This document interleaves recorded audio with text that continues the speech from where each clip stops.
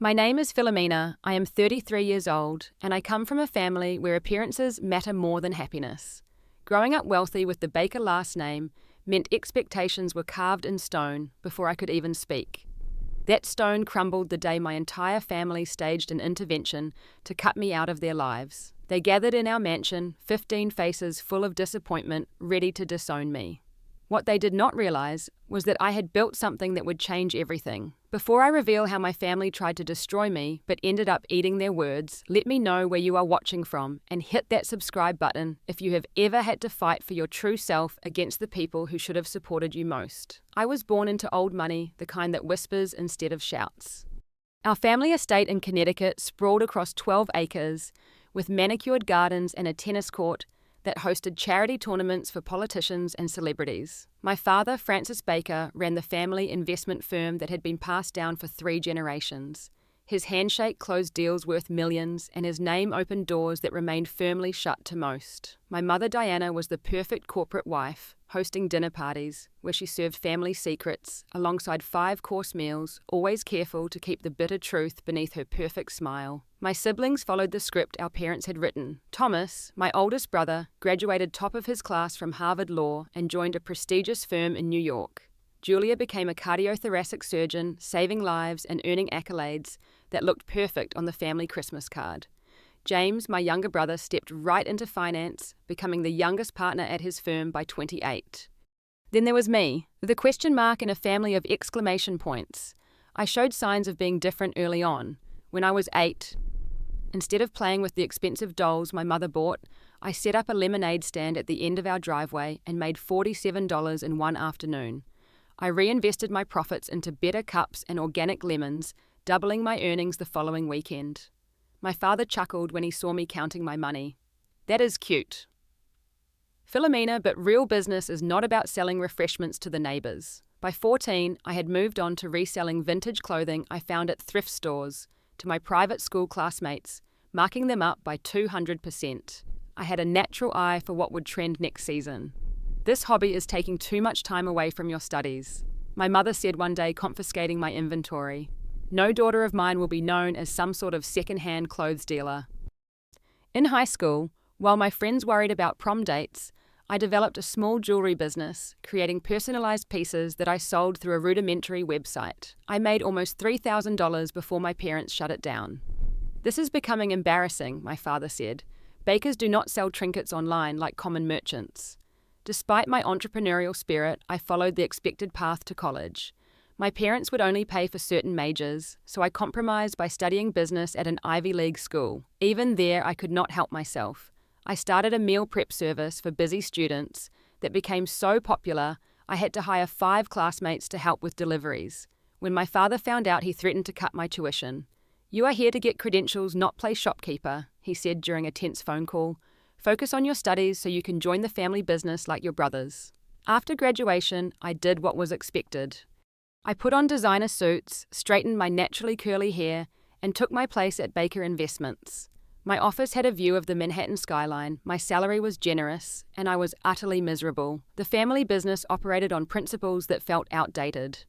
While I suggested developing sustainable investment portfolios that would attract younger clients, my father dismissed my ideas.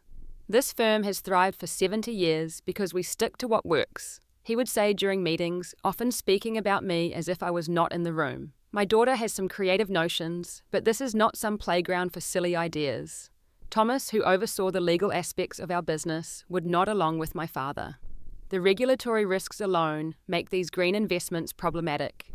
Julia rarely commented on business matters during family dinners, but when she did, it was always with surgical precision. "You have always been the dreamer, Philomena." Some of us have to live in reality. Only James occasionally showed interest in my perspective.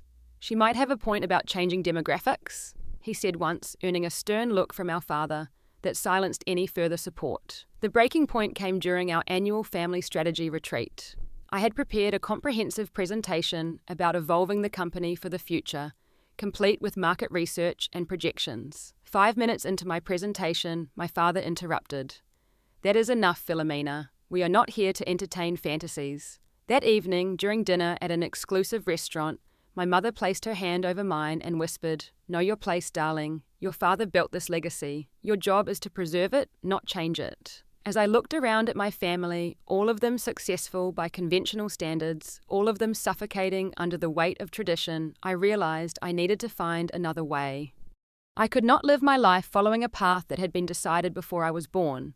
What I did not know then was that my desire to break free would eventually cause my entire family to gather in our ancestral home, ready to cut me out of their lives.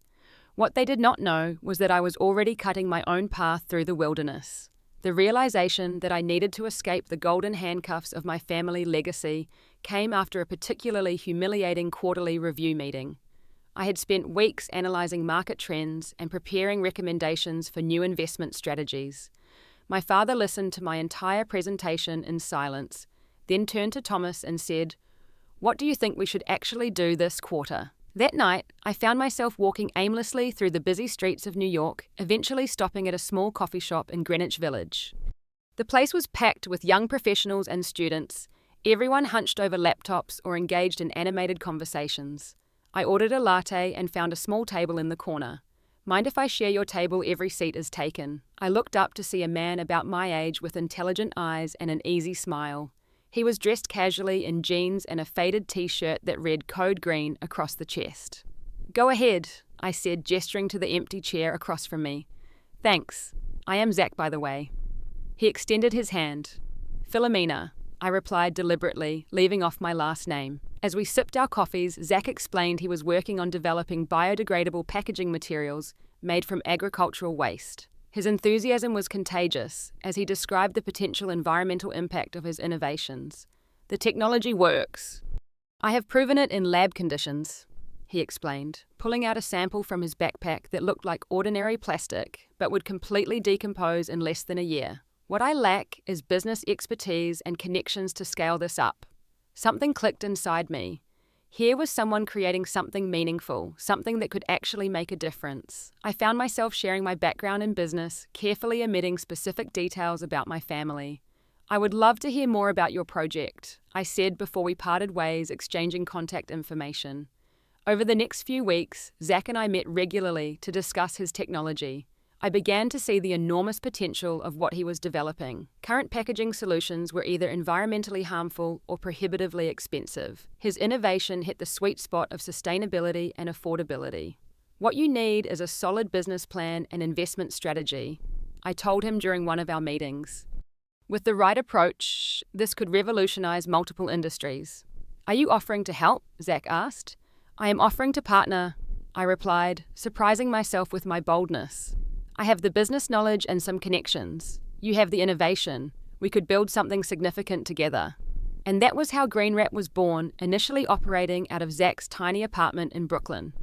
I invested $20,000 from my personal savings to secure better equipment for Zach to refine his prototype. During weekdays, I continued working at Baker Investments, but every evening and weekend was dedicated to our new venture. The double life was exhausting but exhilarating. During the day, I attended meetings where my input was largely ignored. By night, I was an equal partner in a business where my ideas mattered. I learned to compartmentalize, to keep my worlds separate. Our first breakthrough came 3 months later when we finalized a prototype that matched conventional plastic in durability but decomposed completely in composting conditions. We filed a provisional patent and began approaching small businesses that aligned with sustainable values.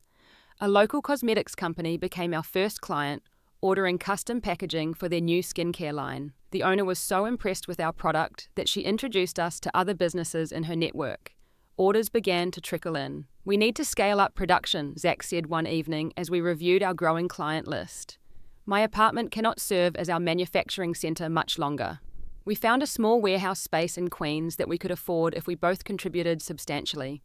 For me, this meant liquidating some investments and cutting back on expenses. I moved out of my luxury apartment in Manhattan to a modest one-bedroom place closer to our new production facility. I told my family I wanted to experience living in a different neighborhood, leading to raised eyebrows, but no serious questions. The close call came 6 months into our venture, when Thomas spotted me leaving the warehouse late one evening. I was wearing jeans and a GreenWrap t-shirt, looking nothing like the polished professional who showed up at Baker Investments each morning. "Philomena, what are you doing in this area?" he asked, his BMW idling at a red light as I crossed the street. "Taking a pottery class," I lied smoothly. "Stress relief. What brings you to Queens?" "Client meeting. Brewery looking to expand." He glanced at my attire with suspicion. "Since when do you wear t-shirts with logos?" "It is the studio's merchandise. Supporting local business." I forced a smile. I should go about to miss my train. That night, I realized the precariousness of my situation. My two worlds were bound to collide eventually. I needed to make a choice. After a sleepless night, I decided it was time to leave Baker Investments. GreenWrap was showing real promise with consistent orders and positive client feedback.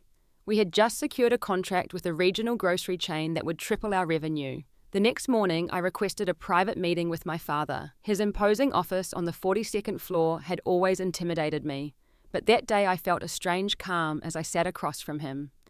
"I am resigning from the company," I said simply. My father's expression remained neutral, but his knuckles whitened as he gripped his pen. "Is this about the development fund again? I told you we would revisit the idea next quarter." "No, this is about me needing to follow my own path." "And what path might that be?" His tone was dangerously quiet. "I am exploring some opportunities," I said vaguely, knowing that revealing GreenWrap would lead to immediate dismissal and possibly legal complications due to the non-compete clause in my contract. My father removed his glasses and pinched the bridge of his nose. "Philomena, this family has given you everything. An education, a prestigious position, connections most people would kill for. And this is how you repay that investment." "I am grateful for everything," I said carefully, "but I need to build something of my own." "Something of your own, huh?" he repeated. "Do you have any idea how childish that sounds? Baker Investments will be yours one day along with your siblings. What more could you possibly want?" There was no point explaining that I wanted meaning, purpose, the chance to create something that reflected my values. He would never understand. "My decision is made," I said, placing my company keycard on his desk. "I will work through the standard 2-week notice period." As I turned to leave, my father called after me. "If you walk away from this family business, Philomena, understand that actions have consequences." I nodded, not trusting myself to speak, and closed the door behind me. I did not realize then just how serious those consequences would be. The news of my resignation spread through the family like wildfire.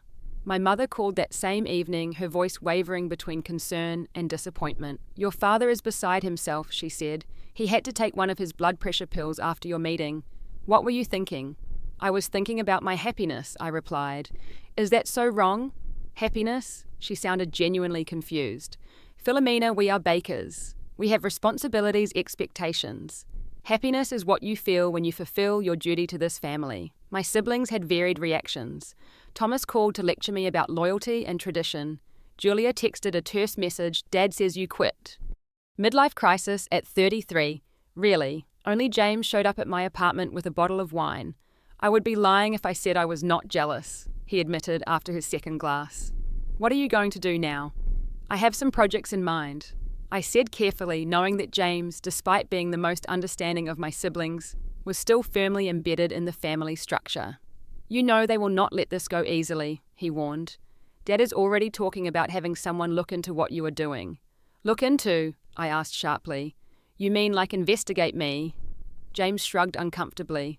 "He is worried you might be having some kind of breakdown, or that someone might be taking advantage of you." The idea that my family would have me investigated rather than simply asking me directly about my plans was infuriating but not surprising. The Bakers had always operated on a need-to-know basis with my father, determining who needed to know what. My suspicions were confirmed a week later when I noticed the same car parked outside my apartment building 3 days in a row. The middle-aged man behind the wheel was trying too hard to look inconspicuous, reading the same newspaper each time I passed by. I decided to give my family's private investigator something to report. I spent the next few days visiting career counselors, life coaches, and even a meditation center. Let them think I was having a spiritual awakening or career confusion. It was better than them discovering GreenWrap. The real challenge came when we landed our biggest opportunity yet. A national hotel chain was interested in our biodegradable room service containers and utensils. The potential contract would put GreenWrap on a whole new level, but it would also require my full attention and a significant capital investment. Zach and I worked around the clock preparing our pitch. The morning of our presentation, I found Julia waiting outside my apartment building. "Family breakfast," she announced without preamble. "Mother insists." "I cannot today. I have an important meeting." Julia's perfectly shaped eyebrows rose.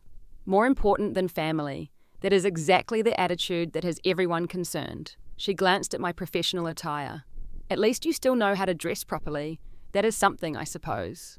"I have to go," I said, trying to step around her. She blocked my path. "Philomena, everyone is worried about you. Living in this tiny apartment, cutting yourself off from us, being secretive about what you are doing. It is not normal." "Has it occurred to anyone that I might be doing well?" I asked. "That I might be happy." "Happy?" Julia laughed, a sharp sound without humour. "Throwing away a secure future for what some vague notion of independence. That is not happiness, that is delusion." The condescension in her voice made something snap inside me. "You know what, Julia, not everyone finds fulfillment in following a predetermined path. Some of us need to create our own way." "Create your own way," she repeated mockingly. "You sound like a self-help book." "This is real life, Philomena. In real life, you do not walk away from the opportunities our family provides without consequences." There was that word again. Consequences. It seemed to be the Baker family's favourite threat. "I will deal with the consequences," I said firmly. "Now I really need to go." The meeting with the hotel chain went brilliantly. Our presentation impressed their sustainability team, and we left with a tentative agreement for a pilot program in their northeast locations. Zach and I celebrated with lunch at a small restaurant near our warehouse. "We are going to need more staff, more equipment," he said, excitement making his words tumble over each other. "This is exactly the kind of contract that could put us on the map." "I will need to liquidate more of my personal investments," I said, mentally calculating what we would need. "It is going to be tight, but I think we can make it work." What I did not say was that those investments were the last of my independent financial resources. Everything else was tied up in family trusts and accounts that would require explanations I was not prepared to give. Later that week, I received a formal-looking envelope in the mail. Inside was an invitation to the Baker estate for what was described as an important family discussion regarding your future. The date was set for the following Sunday at 2 in the afternoon. Something about the formal wording and specific timing set off alarm bells. This was not a casual family gathering. This had been planned, coordinated. I called James, who usually had the best insider information. "Do you know what this Sunday meeting is about?" I asked without preamble when he answered. His hesitation told me everything. "I think you should just come and hear them out," he said finally. "James, tell me what is happening." "Look, everyone is concerned. Your behaviour seems erratic. Moving to that apartment, quitting the firm, being secretive about what you are doing now." He paused. "Dad has been talking to Uncle Edward about having some kind of family intervention." Uncle Edward was our father's older brother, the family patriarch who mediated major disputes. His involvement meant this was serious. "An intervention, like I am some kind of addict." "Not exactly like that," James said unconvincingly. "More like a family council, to discuss options." "Options for what?" Another long pause. "For how to proceed if you continue down this concerning path." Cold realization washed over me. This was not about helping me. This was about controlling me. Forcing me back into the fold or dealing with my deviation from the Baker blueprint. "I will be there," I said finally. "Tell everyone not to worry." The next few days were a blur of preparation, both for the growing business and the impending family showdown. Zach noticed my distraction. "Everything okay? You seem stressed," he said as we finalized orders for new equipment. "Family stuff," I replied vaguely. "Nothing that will affect our work." But as Sunday approached, I found myself increasingly anxious. The family council, as James had called it, loomed over me like a storm cloud. What exactly were they planning, and what would happen when I refused to fall back in line? I did not have to wait long to find out. Sunday arrived with ominous dark clouds that matched my mood. As I drove through the wrought iron gates of the Baker estate, memories flooded back. Family Christmases where gifts came with conditions. Birthday celebrations that turned into networking events. The suffocating weight of expectations that had followed me from the moment I could understand what the Baker name meant. The circular driveway was filled with familiar vehicles. Thomas's BMW, Julia's Mercedes, Uncle Edward's vintage Bentley. Everyone had come for what I was now mentally calling my trial. Our longtime housekeeper Greta answered the door, her usually warm smile replaced with a look of concern. "They are waiting in the main sitting room," she said, squeezing my hand briefly as I passed. I took a deep breath and stepped into the room. The scene was more dramatic than I had anticipated. The entire extended Baker family sat in a semicircle of chairs as if arranged for a formal hearing. My father and mother occupied the centre positions with my siblings flanking them. Uncle Edward sat slightly apart, clearly in the role of mediator. Even my elderly grandmother had been wheeled in for the occasion, though she appeared confused about why everyone had gathered. "Philomena," my father said, his voice carrying the authoritative tone he used in board meetings. "Thank you for coming." I remained standing, though an empty chair had been positioned directly across from my parents like a witness stand. "What exactly is this?" I asked, looking around at the solemn faces. "This is a family intervention," my father replied. "We are deeply concerned about the path you have chosen." Uncle Edward cleared his throat. "Philomena, please take a seat. We are here because we care about you and want to address some concerning behaviours before irreparable damage is done." Reluctantly, I sat down, feeling like a defendant before a jury of relatives. The formal atmosphere was surreal, almost comical, yet the gravity in their expressions told me they saw nothing humorous about the situation. My father began with what sounded like a prepared speech about the Baker legacy. "For 4 generations, this family has built a reputation for excellence, integrity, and service. The Baker name opens doors. It creates opportunities. It stands for something in this world." He leaned forward, his voice dropping, "And now one of our own seems intent on rejecting everything we stand for." One by one, family members delivered their statements of concern. Thomas spoke about family duty and the selfishness of pursuing individual desires at the expense of collective responsibility. Julia talked about the psychological aspects of my rebellion, using terms like identity crisis and displacement behaviour, as if diagnosing a patient. James looked uncomfortable, but still contributed a few words about the pain my decisions had caused our parents. Aunts, uncles, and cousins added their perspectives, most of which centred on how my actions reflected poorly on the family name. Throughout it all, my mother sat silently, occasionally dabbing at her eyes with a monogrammed handkerchief. "And now," Uncle Edward said, after everyone had spoken, "we would like to give you an opportunity to explain yourself, Philomena." The room fell silent, all eyes on me. In that moment, I considered telling them everything about GreenWrap, about the meaningful work Zach and I were doing, about the clients who believed in our product. But looking at their faces, I knew they would never understand. They would see it as proof of my instability, a confirmation that I needed their guidance and control. "I do not owe anyone an explanation for choosing my own path," I said finally.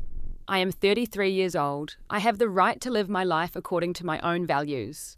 My father's face darkened. "Values? What values lead a person to abandon their family responsibilities, to throw away opportunities others would kill for, to live in some run-down apartment doing God knows what?" "My apartment is not run down," I said, focusing on the least important part of his statement because addressing the rest would lead to an argument I could not win in this setting. "Philomena," my mother finally spoke, her voice trembling, "we are trying to save you from yourself, from whatever influence has led you astray." "No one has influenced me," I said firmly. "This is my decision, mine alone." Uncle Edward intervened. "Perhaps we should address the practical matters at hand. Francis, would you like to explain the family's position?" My father straightened, switching from emotional appeal to business terms. "The situation is this, Philomena. Your behaviour suggests you are no longer aligned with this family's values and goals. As such, we must consider whether you should continue to benefit from the Baker name and resources." "What does that mean exactly?" I asked, though I already knew. "It means," he continued, "that we are prepared to remove you from the family trust, from all Baker business interests, and from any future inheritance, unless you agree to return to the firm and recommit to your responsibilities." The ultimatum hung in the air. I looked around the room at these people who claimed to love me, yet were willing to discard me for the crime of wanting independence. "Is there anything else?" I asked, my voice steady, despite the churning in my stomach. My mother let out a small sob. Thomas shifted uncomfortably. Julia stared straight ahead, expressionless. "Yes," my father said, gesturing to the family lawyer who sat quietly in the corner. "We have updated the family will and trust documents to reflect these changes. Mr. Patterson will provide you with copies on your way out." The lawyer. A man who had known me since childhood could not meet my eyes. "So this is it?" I asked, standing up. "Either I fall in line or I am cut off, disowned. We prefer to think of it as giving you a choice." Uncle Edward said diplomatically. A chance to reconsider your priorities. What about my actual priorities, I found myself saying. What if I told you I am building a business, one that could be successful in its own right? This caught their attention. My father leaned forward. What kind of business? For a moment, I considered telling them everything. About the biodegradable packaging, about the clients we were attracting, about the hotel chain contract. But the skepticism already forming on their faces stopped me. It does not matter what kind of business, I said instead. The point is, I am trying to create something meaningful, something that reflects my values, not just the pursuit of profit. Thomas scoffed. Another one of your little projects, like the jewelry or the meal delivery, those were hobbies, Philomena, not businesses. You have no idea what I am capable of, I said quietly. What you are capable of, my father interrupted, is throwing away a secure future for some fantasy. Whatever this business is, if it even exists, it cannot provide the security and prestige of Baker Investments. The dismissal in his voice was the final straw. Years of having my ideas belittled my ambitions, mocked my desires, ignored, crashed over me in a wave of clarity. Nothing I could say would change their minds. They would never see me as anything but the wayward daughter who needed to be brought to heel. I think we are done here, I said, turning to leave. Philomena, wait, my mother called. Please reconsider. This family is everything. Without us, what do you have? I paused at the door and looked back at them. This collection of people who valued conformity over compassion, appearance over authenticity.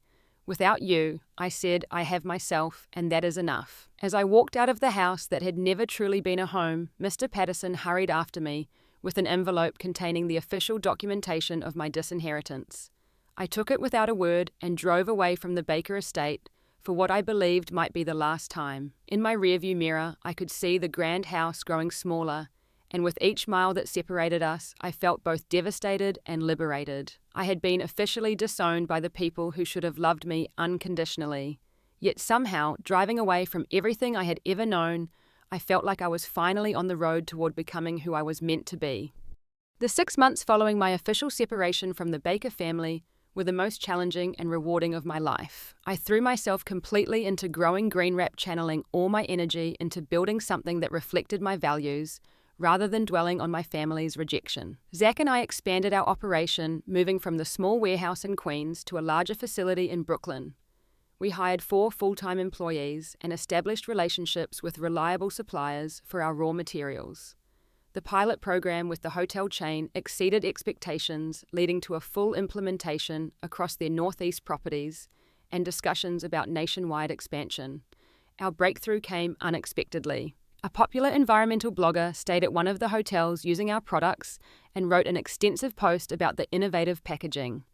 The article went viral in sustainability circles, and suddenly our inbox was flooded with inquiries from businesses wanting to replace their conventional plastic packaging with our biodegradable alternatives.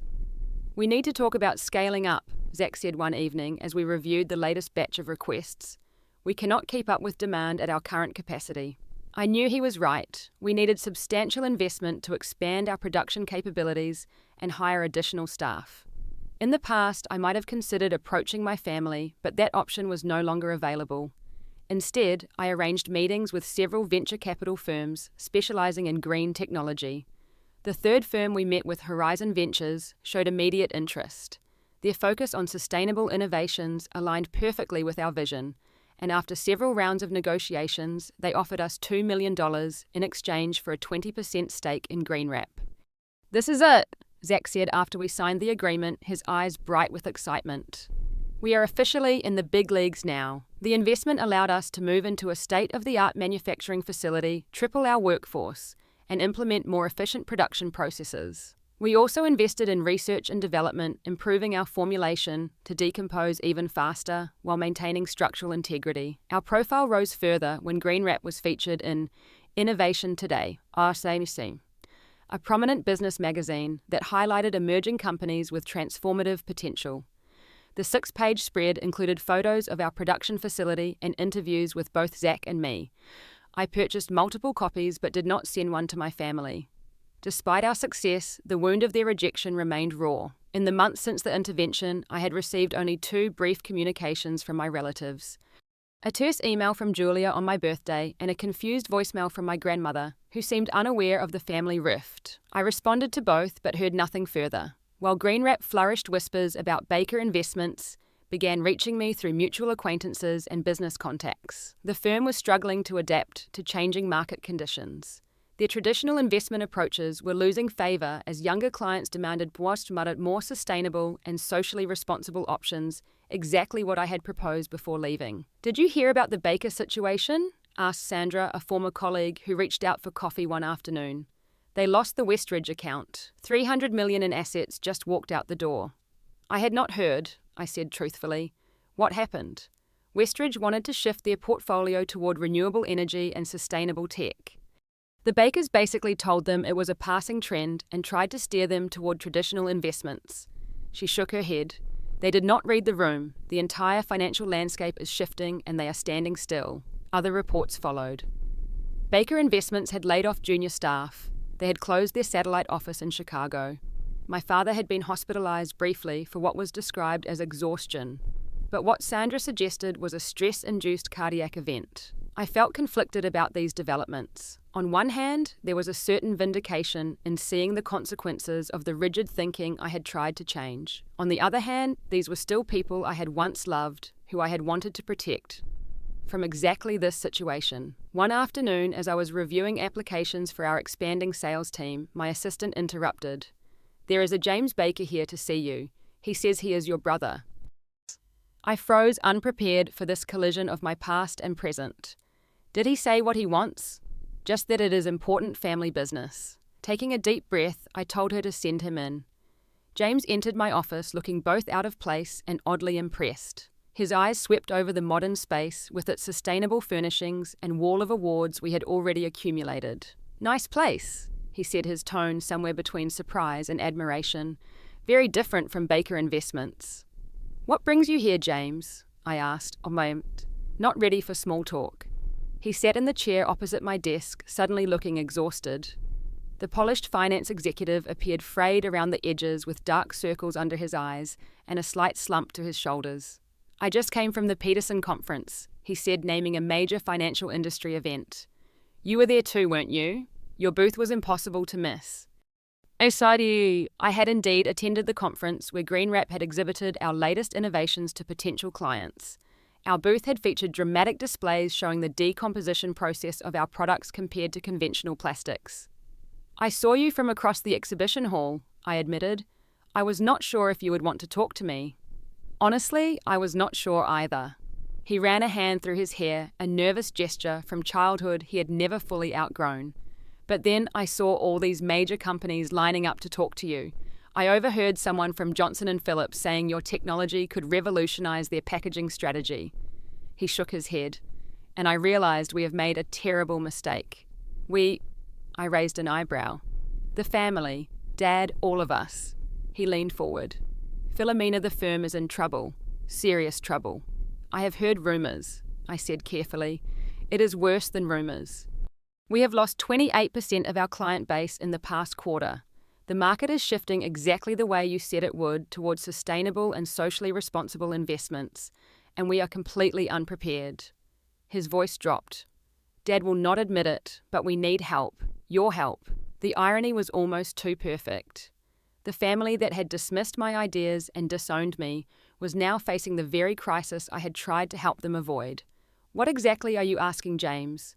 "Come to dinner, at the house. Let Dad explain the situation." Seeing my skeptical expression, he added, "I know it is a lot to ask after how they treated you, but this is still our family, Phil, and the business that has supported us all for generations is at risk." I thought about the intervention, about the cold legal documents, stripping me of my inheritance, about the months of silence that followed. Then I thought about the scared little boy James had been, always trying to please everyone, caught between siblings with stronger personalities. "One dinner," I agreed finally. "No promises beyond that." He nodded, relief evident on his face. "Thursday at 7, I will let them know." After he left, I sat staring at the wall of awards and press clippings that documented Greenwrap's meteoric rise. Part of me wanted to refuse to let the Bakers face the consequences of their rigidity, but another part, perhaps the better part, recognized this as an opportunity for something beyond personal vindication. Thursday arrived too quickly. As I drove through the familiar gates of the Baker estate, I felt a strange mixture of anxiety and confidence. This time, I was not arriving as the disappointing daughter, but as a successful entrepreneur with a thriving business. Whatever happened inside those walls, I would leave with my dignity intact. Greta answered the door again, this time with a genuine smile and a warm hug. "It is good to see you, Miss Philomena," she whispered. "They are in the dining room." I took a steadying breath and walked toward what felt like another kind of intervention altogether. The tension in the dining room was palpable as I entered.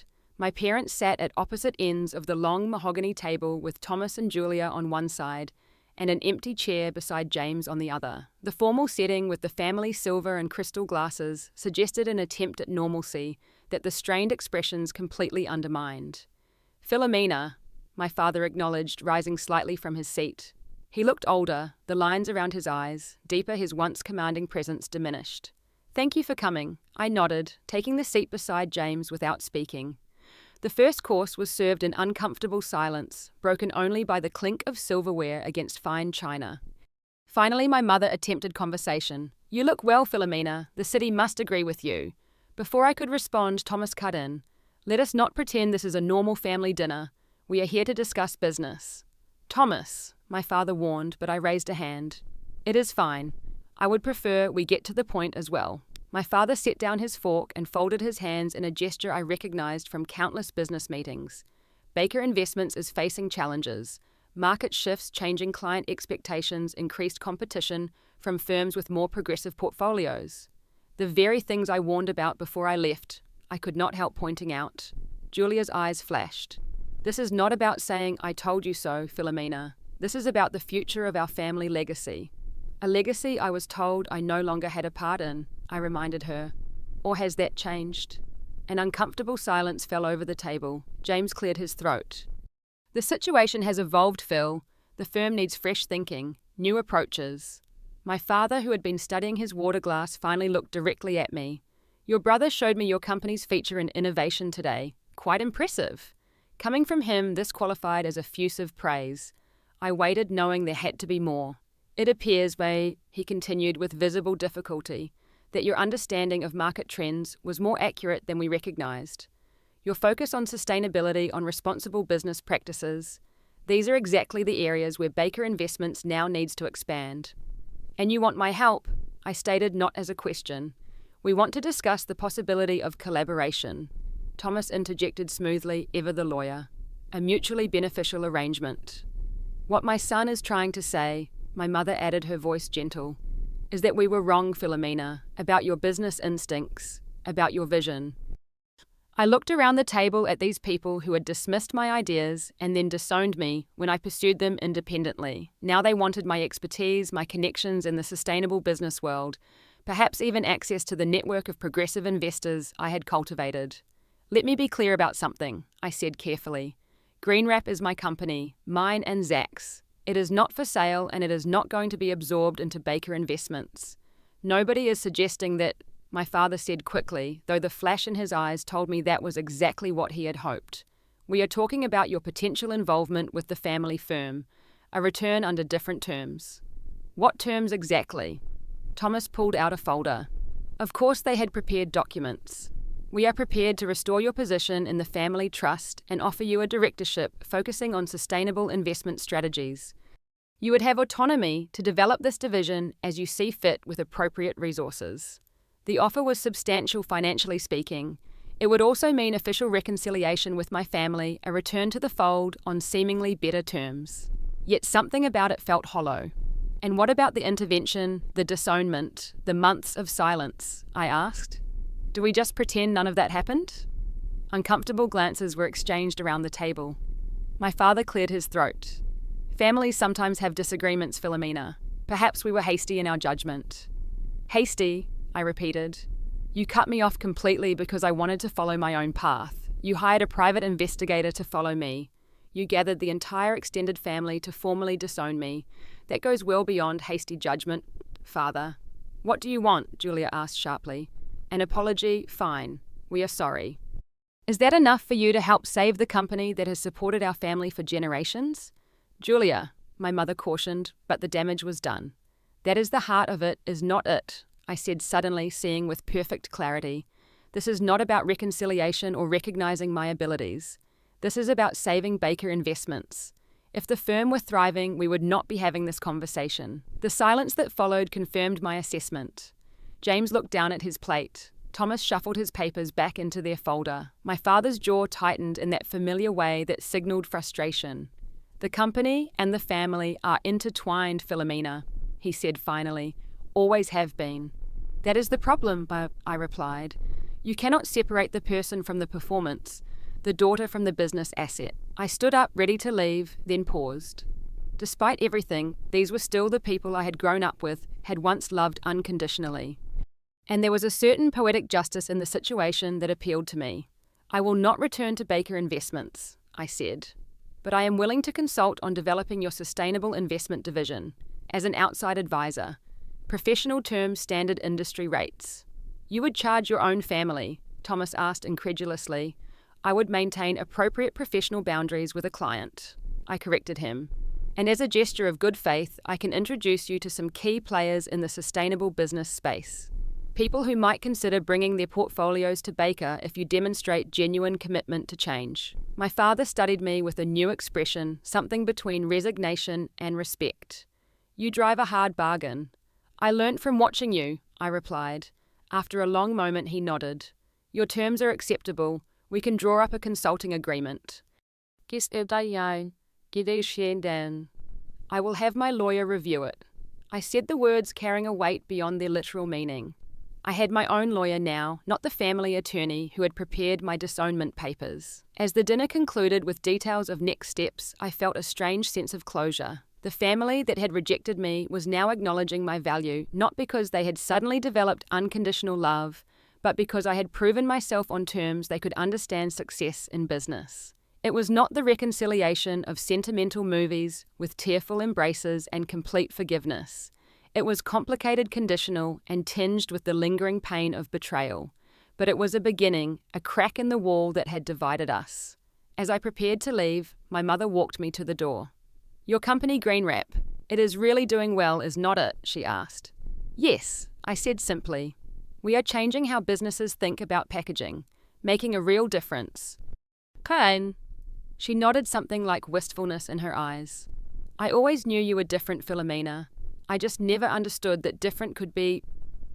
She paused, searching for the right word. Valuable, I suggested. I was going to say wonderful, she replied softly. I am sorry it took this for me to see it. It was not everything, but it was something. An acknowledgement that perhaps the Baker blueprint was not the only path to a meaningful life. As I drove away from the estate, I felt lighter than I had in months. Not because I had won some victory over my family, but because I had finally won the battle with myself, the fight to believe in my own vision even when those I loved could not see it. That more than any business success was worth celebrating. The months that followed brought changes I could never have predicted when I walked out of that family intervention. Baker Investments began a cautious but committed shift towards sustainable and socially responsible investments, with my guidance as an external consultant. I maintained clear boundaries, keeping my involvement strictly professional while we all navigated the new dynamic. The consulting arrangement had unexpected benefits beyond the financial. It allowed me to influence the direction of the family firm without sacrificing my independence or compromising Green Wrap's operations. It also created space for more personal healing to occur away from the immediate pressures of business decisions. My relationship with each family member evolved differently. My father and I developed a new kind of respect based not on my compliance with his expectations, but on mutual recognition of each other's business acumen. Our conversations became less about what I should do and more about what was actually working in our respective ventures. Your sustainable technology fund outperformed our traditional portfolio by 7.3% last quarter, he acknowledged during one of our meetings. I suppose innovation has its place. Coming from him, this was tantamount to a standing ovation. My mother made the most surprising transformation. After visiting the Green Wrap facility and seeing our operation firsthand, something shifted in her perspective. I always thought business was just business, she confided over lunch one day.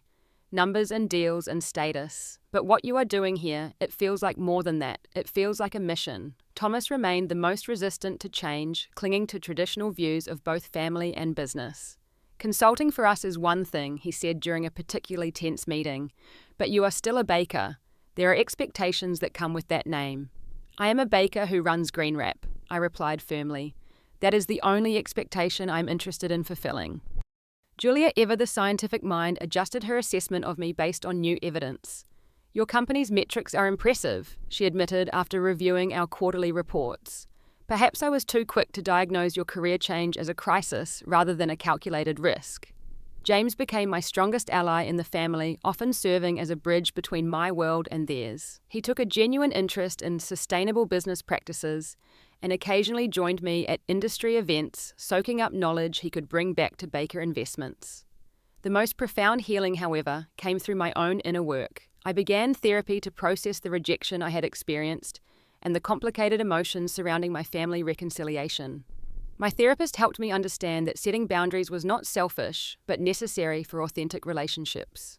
Your family disowned you because you did not fit their mold, she pointed out during one session. Now they want your expertise, but have they accepted you as you are? It was a question I continued to wrestle with. The professional acceptance was clear, but personal acceptance remained complicated. Some family members seemed to view my success as justification for my choices, rather than recognizing my right to make those choices regardless of outcome. Meanwhile, Green Wrap continued to thrive. With Zach's technical brilliance and my business strategy, we expanded into new markets and developed additional product lines. Our workforce grew to over 50 employees, and we moved into a headquarters that showcased sustainable design principles. Zach and I grew closer through our shared mission, our professional partnership gradually evolving into something more personal. His different background, growing up in a middle-class family that valued creativity and individuality, offered a refreshing contrast to my upbringing. Your family is intense, he commented after meeting them at an industry event where both Green Wrap and Baker Investments had a presence. I see why you needed to break away to build something of your own. They are getting better, I said, surprising myself with the admission. Or maybe I am just getting better at being myself around them. The true test came during the annual Baker family holiday gathering. In previous years, this had been a formal affair where appearances mattered more than genuine connection. This year, I decided to bring Zach as my guest, a declaration of sorts that my personal choices were not up for family approval. The evening began with the expected tension, my relatives uncertain how to interact with us as a couple. But as conversations flowed and barriers lowered, something remarkable happened. My family began to see me not as the wayward daughter who had finally proven her worth through business success, but simply as Philomena, a woman with her own path, her own relationships, her own definition of fulfillment. You seem happy, my grandmother observed as we sat together near the fireplace. Genuinely happy. Not like the rest of them, always worried about the next deal or the right impression. She patted my hand. That is worth more than any inheritance, my dear. As the evening concluded, my father called for everyone's attention, raising his glass in a toast. The room quieted, all eyes turning toward the family patriarch. To the Baker family, he began traditionally, then paused his gaze finding mine across the room. And to new beginnings. May we all have the courage to forge our own paths and the wisdom to respect the paths of others. It was not an explicit apology or a complete transformation. The Baker family would always value achievement and legacy.